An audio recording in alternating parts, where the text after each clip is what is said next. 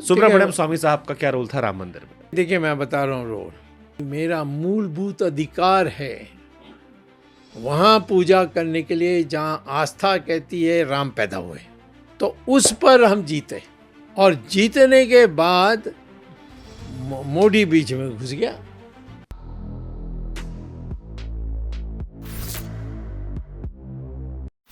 राम मंदिर को लेकर जब से बन गया तब से हर कोई जा रहा है दुनिया दर्शन कर रही है, बहुत भव्य बना है, सुंदर भी दिख रहा है। हर आदमी अपने अपने तरीके से क्रेडिट की बात कर रहा है कि हमने करवाया। सुब्रमण्यम स्वामी साहब का क्या रोल था राम मंदिर में? नहीं, देखिए, मैं बता रहा हूँ रोल, और ये विश्व हिंदू परिषद साक्षी है।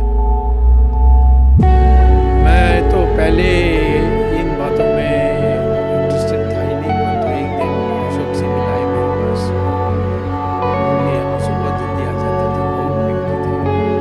उन्होंने कहा, स्वामी, अब मुझे पता लगा है कि सोनिया गांधी और डीएमके मिलकर के राम सेतु को तोड़ने वाले हैं, क्योंकि राम सेतु के कारण जो श्रीलंका और इंडिया के बीच में जो नहर है उसमें जहाज नहीं जा सकते, रोक दी जाएगी।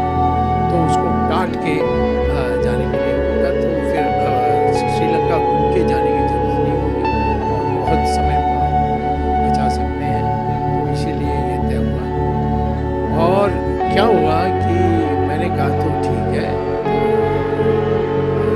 डीएमके को ये अधिकार है, इससे नहीं अटल बिहारी वाजपेयी से वाजपेयी ने दस्तखत कर दिए सेतु से,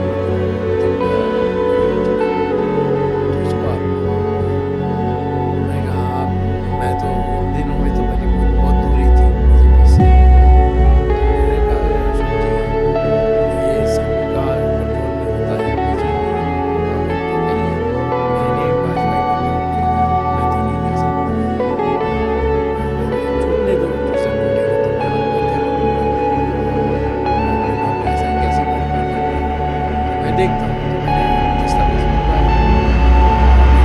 रास्ता ढूंढ लिया और उसको रद्द कर दिया। अशोक ये जो वाजपेयी पीयूष गोयल मिनिस्टर था, वो तो फेंट हो गया कि ऐसा हो गया। सब कहते थे कोई नहीं, कोर्ट में कुछ नहीं होगा, and it was ban from touching. तब क्या हुआ कि अशोक सिंह मेरे पास आए और कहा कि मेरी और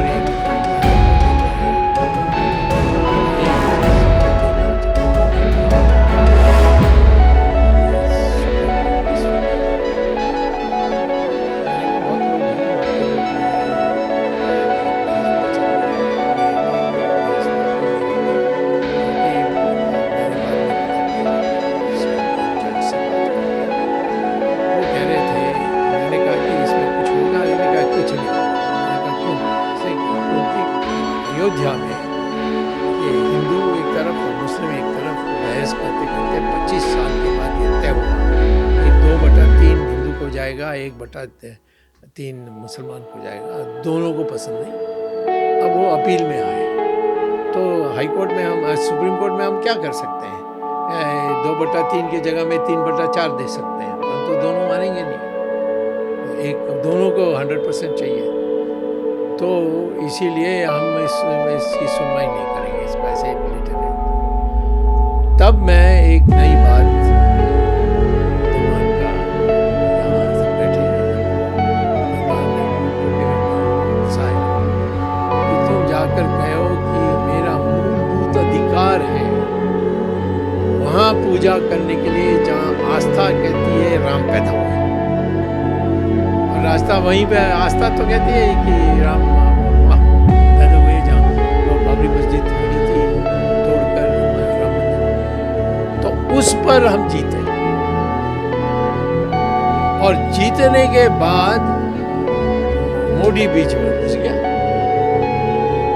और जब मैं बहस कर रहा था तो एक मद्रास का एक बुद्धिजीवी है, उसको मोदी ने कहा कि मेरे नाम से एक पिटीशन डालो कि ये, क्योंकि उसको लग रहा था कि अब हो जाने वाला है, सब क्रेडिट मेरे पास जाने वाली है।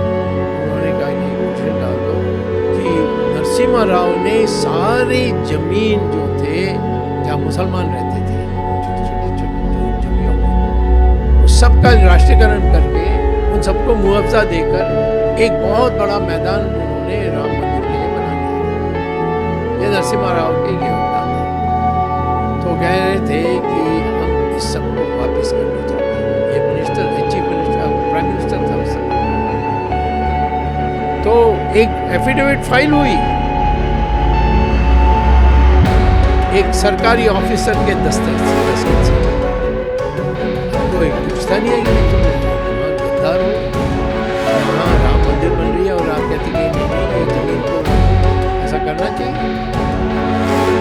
तो इनकी उस समय से ये इरादा थी कि उन्हें कैसे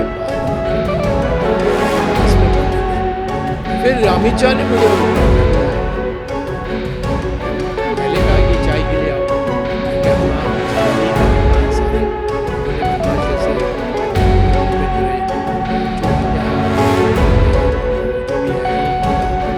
सब थे वहाँ।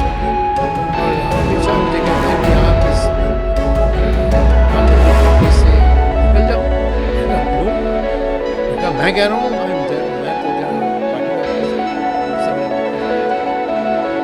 मैंने कहा हो सकता है, उनको अशोक सिंघल आपसे मिलने वाले हैं। उन्होंने मुझे कहा तुम्हारी को क्या कीमत है, ऐसा नहीं। तो इस प्रसाद से मुझे किसी तरह की बात करने की कोशिश की। तो जब ये बना तो मैं क्यों जाऊँ, एक ही चीज़ पर मैंने ये प्राण प्रतिष्ठा पूजा के करने वाले थे। तो मैंने कहा कि नहीं, जब तक बीबी नहीं होगी भगत